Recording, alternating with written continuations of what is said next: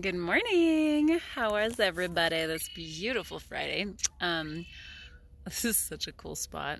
I'm actually on a little floating thing, and then I'm looking right here. Isn't that fun? I guess I could just flip it around.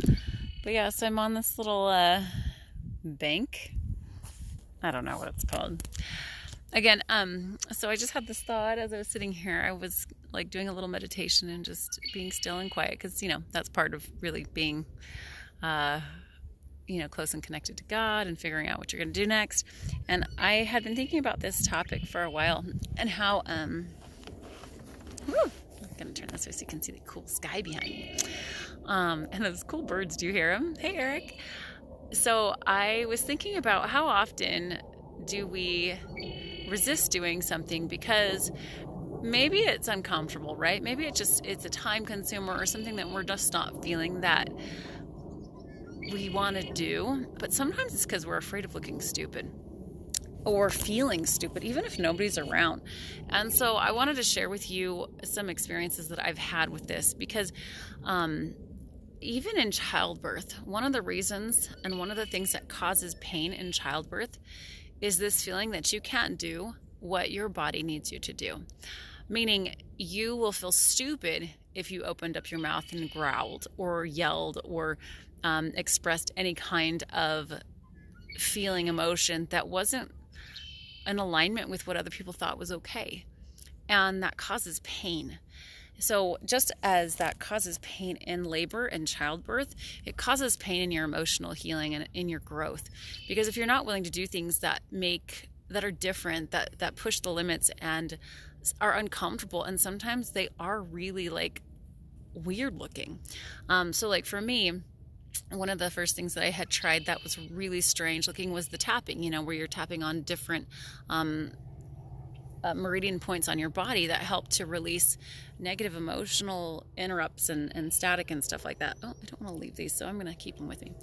And I remember being desperate to try something that would help my husband because he was such in a dark place about 15 years ago. 13 years ago. And I was willing to do whatever I needed to do to help him. And he was willing to do it too because he had seen all of these different people.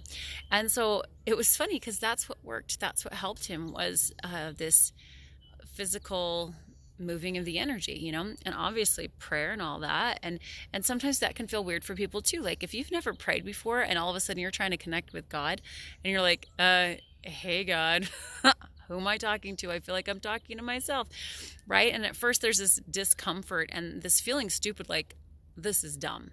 I'm not going to do it. Okay, so I just wanted to share that with you. So as you think about this next thing, where in your life are you resisting healing because of feeling stupid? And that's a hard thing because in life, most of us have gone to school and nobody wants to feel stupid. Nobody wants to feel like the one that someone else is going to make fun of. Nobody wants to feel like the person that doesn't understand, right, or get it. And so we all try to cover that up or try to not look like we're in pain, literally even in childbirth, because nobody wants to feel that vulnerability and that sense of being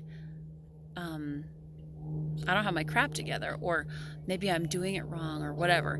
And that's just not the case, because that's how you learn is you go through those things. So with the exercise that I was asking, it was so funny because I am a very positive, person. I'm going to turn this way so I can see. I hear this rustling in the leaves behind me, and it's kind of creeping me out a little bit, but I'm pretty sure there's no alligators around me, so I'm just going to stick with that. So I asked for this angry playlist, like, what are your angry songs? And I had so many people, and it respond with all of their different angry music, and I thought, oh my gosh, these are my people. Like, they've got their angry songs. I don't have any, and now I've got like a huge playlist. And so the purpose of that playlist was that I threw my back out last week or a week and a half, 2 weeks ago, because of emotional reasons. So sometimes in our lives, what happens is we have these emotional disconnects, and I could feel it coming up because I was just about to teach that workshop on relieving grief for people who'd lost children. So I could feel all of these emotions bubbling up, and I consciously made a choice to say, I don't want to, because it's painful. And I don't want to deal with it right now. And so I just ignored it, got busy as we do. I've got like all these kids and a husband and a business, right? I have lots of things I can do. So I didn't make time to go through the emotions. Well, what happened? I sprained my back. Now, if you know anything about energy work, it's kind of like, oh, okay, so there was something emotionally inside of me. And it's not like I actually did anything. I actually did not do anything that sprained my back. So what happened was I was in a weakened emotional state. And when you're in a weakened emotional state and you do the things that you normally do, because your body is weaker, you get injured quicker. So that's what happened to me. And it took me out for a couple of weeks. And I remember talking to Tammy, one of my friends who was doing some work on me.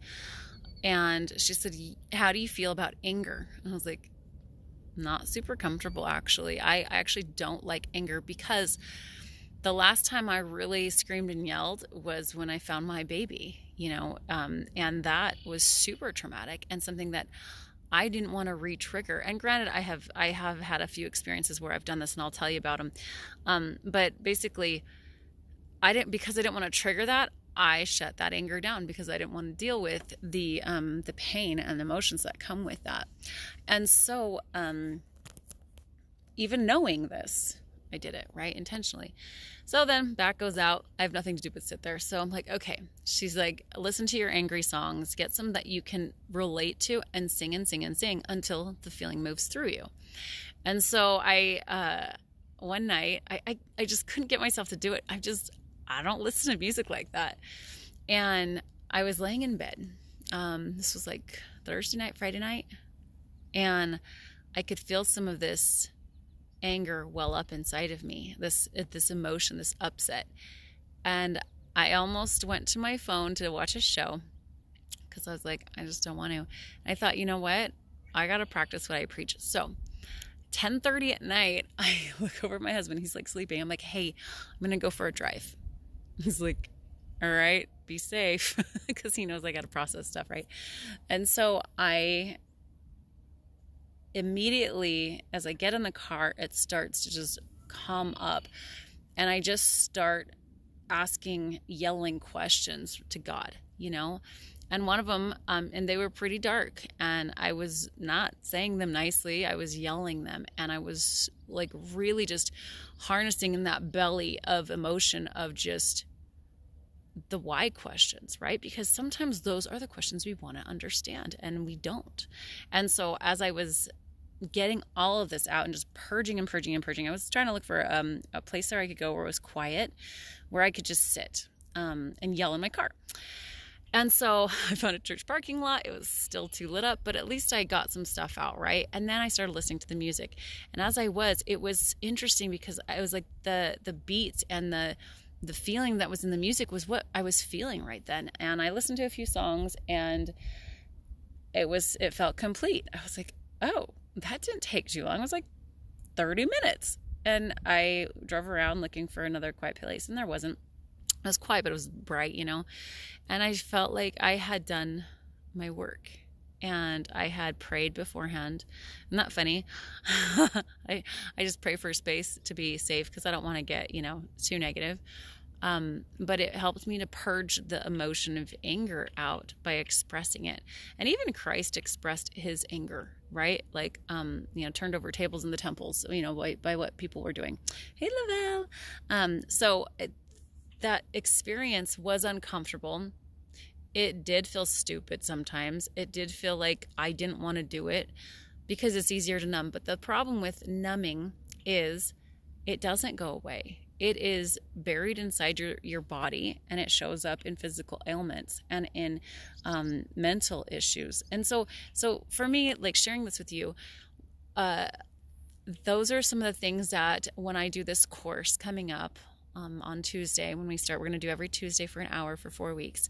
We're going to dive into some of those techniques and tools And they're not going to be as, um, hard to do as some of the ones that I've done, but they're going to be baby steps, and they're going to teach you ways that you can dive in and do some work so that you can create a better feeling of joy in your life. Because when you're living in a constant state of numbing and a constant state of not feeling and really experiencing life, of course you're going to look for ways to numb it out. Of course you're going to be unhappy and unfulfilled and not understand what the whole is from.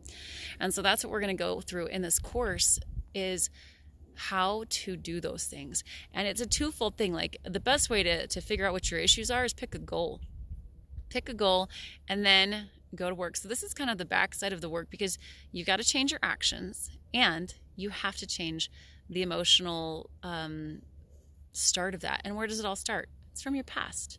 It's everything that happened to you in childhood, and you heal those things by looking at them and by going through these processes. It's just, there's no getting around it. There's no getting around it, you guys. And so I hope that you join me. And I've made it super, super affordable. I've made it $149, which, if you break that down into how much it is weekly, it's super, super affordable. And for those of you who just want to watch the recorded version and do the homework with us, you will get all of the tools you need. It's $49. Come on. Like, that is so doable and so simple and easy. And it's something that, if you are somebody who likes to do goals, do the class so that you can get your goal. And if you're somebody who knows that you have stuff in the background playing and you're not sure what to do to release emotion, to create new habits, to create a plan of joy, and do all these things that help you to progress, then that's another good reason to do it. So I actually designed a lot of it from the first class I did, which was to help mothers who'd lost children. And yet I realized everybody needs this. There's not anybody who wouldn't benefit from this, unless you were just not ready. So if you are ready, just shoot me a message. I'll send you my info, and I hope you have a great day. And I hope you are willing to be brave, and do those things that are required for healing and growth, because that's why we're here. We're not here to be comfortable. We're not here to experience a life of complete ease and nothingness. Like, that wasn't the point, And so I hope that you'll join me on this journey. So I will see you later. And hey, Becky, nice to see you. And have a great day.